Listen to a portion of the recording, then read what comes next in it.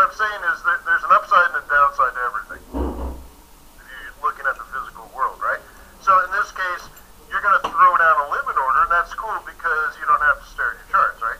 The downside, okay, there's a downside. So like if you're building a leverage, right, and you need to lift a heavy weight that weighs twice your weight, you would move a fulcrum closer to the weight, and you would have a mechanical advantage of putting downward force here of 50 pounds, but it could lift 150 pounds.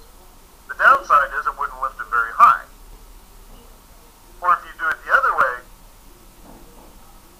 right, if you now put the weight on the long end and you push down on the effort side, which is the small end, the fulcrum is still in that spot, you could lift a light weight, like 50 pounds, very, very high. But you're going to have a lot of downward force on the short side. So the mechanical advantages, you can lift it very, very high, but the disadvantages, you're going to have 3 times the amount of weight.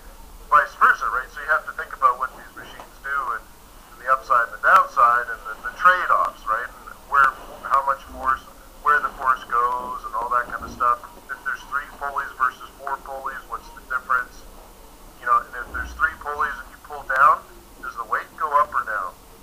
Depends, right? So does it change the direction of the force? So there's consequences, upsides and downsides, right? The downside of the limit order is you're not paying attention to things like, did you actually get a trigger? Yeah. Yeah, Ryan. Hey, by the way, Ryan, it's the state championship is the day after my final examination at Harvard. So I have to study for finals, prep these kids for the state championship in engineering.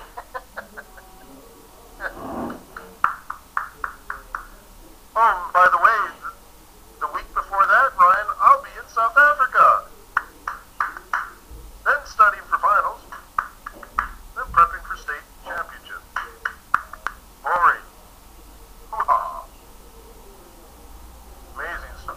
So anyways, so the trade-off here is, what if this clearly is crashing, right? Let's say it goes up, and then just does this.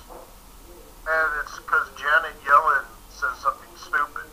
And your limit order puts you in, right? But if you were doing it yourself, you wouldn't, right? Because that's what I really like. I prefer to watch.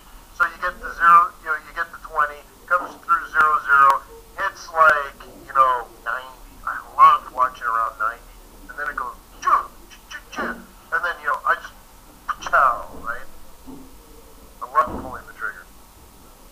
And the stop could be like 75. Okay? Well, Peter says you wouldn't limit right before news, but I think this is where Jimmy's coming from, because this is a decision we have to face day in and day out. And there's not a binary decision. It's not one I always make, okay, or never make. It's like, what do you do if you're Wayne and the London Open is in the middle of the night? So let's say in the Asian session, we make the 20,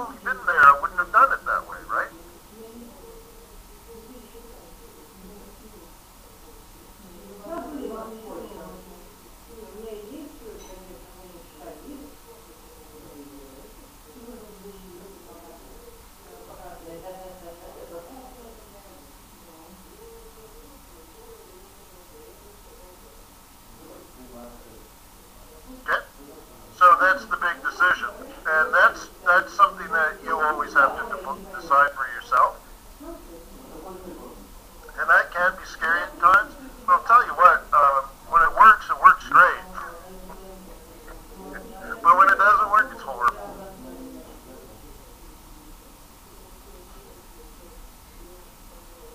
Okay, James says the entry seems to be the easy part of trading. Targets and no, actually that's very, very easy. So he says targets and admitting that it's not working is the hardest. Actually, there's a cool way of doing this, James. Okay, one thing that I would encourage you to look at is entering your stop logically, whatever that means to you. Putting down a reasonable stop. And the only way you get out of your trade is when you get stopped out. So you don't have any targets anymore. And let's say once a day, if you're a swing trader, you're allowed to move your stop.